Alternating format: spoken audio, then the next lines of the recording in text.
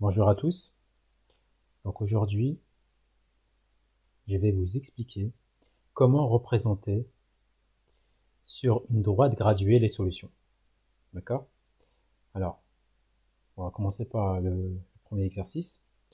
On vous demande de repasser en couleur la partie de l'axe décrite par chaque inéquation. En fait, on vous demande de repasser en couleur les solutions de l'inéquation. Par exemple, ici, nous avons x supérieur à 3. Ça veut dire quoi? Ça veut dire que on doit prendre comme solution tous les nombres supérieurs à 3. Il y en a plusieurs. On a 4, 5, 6, 7, etc. On a même les nombres à virgule, d'accord? Les nombres décimaux, etc. On a tous les nombres supérieurs à 3. Donc il y en a beaucoup. Il y a une infinité de nombres. Donc ici, je repasse en couleur tous les solutions, d'accord? Donc ici, je vais repasser en couleur tous les nombres supérieurs à 3. Donc j'ai tout ça, comme vous voyez. Tous ces nombres-là, que j'ai repassés en jaune, sont supérieurs à 3. Concernant l'intervalle, vous avez un intervalle ouvert. D'accord? L'intervalle est ouvert. Vous voyez cet intervalle qui est en rouge? Elle est ouverte. Elle veut dire quoi cet intervalle? On prend tous les nombres supérieurs à 3, sauf 3. C'est-à-dire qu'on rejette la valeur 3 comme solution. D'accord? On la rejette. Donc on prend tous les nombres supérieurs à 3. Par exemple, 3,1, 3,2 sont des nombres supérieurs à 3. Donc tous ces nombres-là, sauf 3. Donc je mets un intervalle ouvert pour dire que je rejette la solution 3 ainsi que tous les nombres inférieurs à 3. D'accord? On passe au suivant. Donc ici, j'ai quoi? J'ai x supérieur ou égal à moins 4. Donc moins 4 est ici. D'accord? Moins 4 est ici.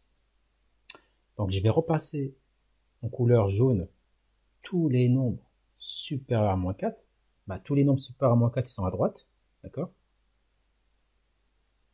Tous ces nombres-là sont supérieurs à moins 4. On est d'accord. Mais attention, on a un symbole supérieur ou égal. Ici, là, on a supérieur ou égal. D'accord? Ça veut dire quoi, supérieur ou égal? Cela signifie, d'accord, qu'on doit prendre en compte la solution 4. Je dois le prendre en compte, cette solution-là. Pour la prendre en compte, je vais mettre un intervalle fermé. C'est-à-dire, ici, je m'arrête à moins 4 pile. C'est ça que ça veut dire. Je ne peux pas aller au-delà. D'accord? Donc, c'est-à-dire que je prends en compte la valeur moins 4. C'est pour ça que je mets l'intervalle fermé. D'accord? Donc ça veut dire quoi? Ça veut dire que ici, cet intervalle-là qui est sur moins 4, ça veut dire que x peut être égal à moins 4. D'accord? Cette valeur moins 4 n'est pas rejetée. On la prend en compte.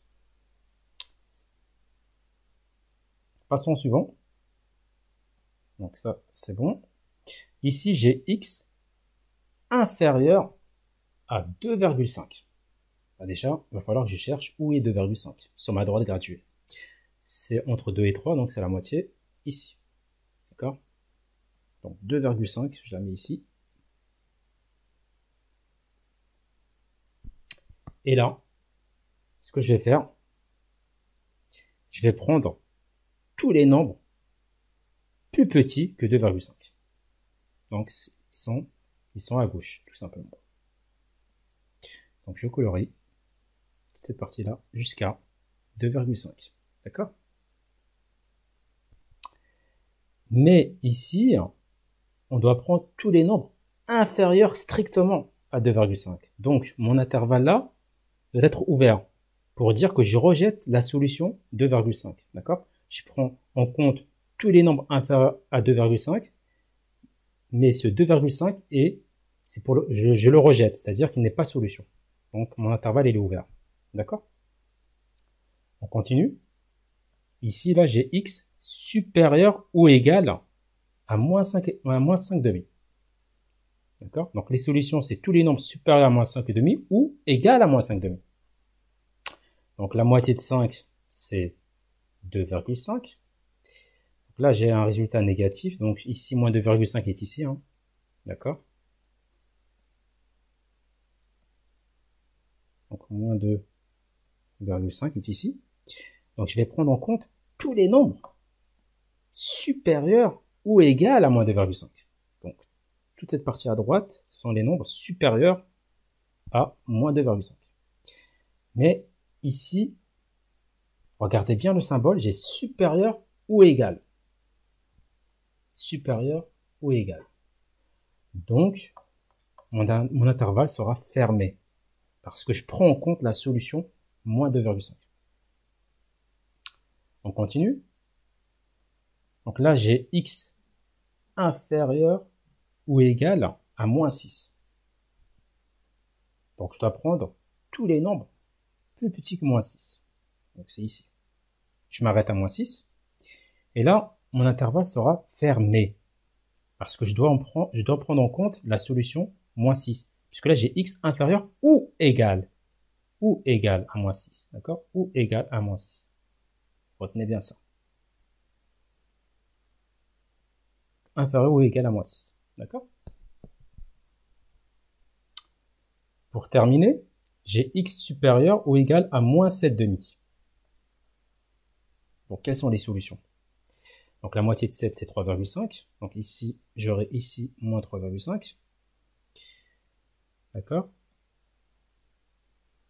Et je dois prendre en compte tous les nombres supérieurs ou égal à moins 3,5. Donc, c'est tout ça. Et comme c'est supérieur ou égal, mon intervalle est fermé. D'accord? Ici, j'ai bien moins 7,5, moins 3,5. D'accord? Donc, quand mon intervalle est fermé, c'est-à-dire que je prends en compte la solution moins 7,5. D'accord? Donc là, on a vu comment repasser sur une doigt de graduer des solutions. Maintenant, on va faire l'inverse. Donc, on va passer à l'exercice suivant, l'exercice numéro 2. Alors, concernant l'exercice numéro 2, on vous demande cette fois-ci de préciser à l'aide d'inégalités les nombres représentés sur chacun des axes gradués. Cette fois-ci, on va faire l'inverse. On vous donne les solutions et on vous dit de trouver l'inégalité. Par exemple, concernant le petit a, ici, ce qui est la partie rouge, c'est les x, on va dire. D'accord? Donc ici, donc j'ai x inférieur. Pourquoi inférieur? Parce que je dois prendre en compte, cette fois-ci, c'est tous les nombres inférieurs à 5. Donc x est inférieur à 5. Strictement. Pourquoi strictement? Parce que mon intervalle est ouvert. D'accord? Ici, hein, j'ai un intervalle ouvert. Donc je mets inférieur à 5. C'est-à-dire que là, je prends en compte tous les nombres inférieurs à 5. D'accord? Petit b. Cette fois-ci, je prends tous les nombres, donc x, tous les nombres x, d'accord, inférieurs ou égal à moins 3. Pourquoi? Puisque là, j'ai un petit point. Ce petit point, ça veut dire quoi? Ça veut dire que l'intervalle est fermé. Donc, ça veut dire que je prends en compte la solution 3 aussi. Donc ça veut dire que x, il est inférieur ou égal à moins 3. Donc, je prends en compte la solution moins 3. Petit c, cette fois-ci, on a x supérieur ou égal à 5. Pourquoi? Parce qu'ici, regardez, on est à droite. Donc ici, tout ce qui est après 5, bah, ce sont les solutions. Donc je l'appelle x et je mets supérieur ou égal à 5. Pourquoi ou égal? Parce que ici j'ai un petit point. C'est pour dire que je prends en compte la solution 5. Donc l'intervalle est fermé.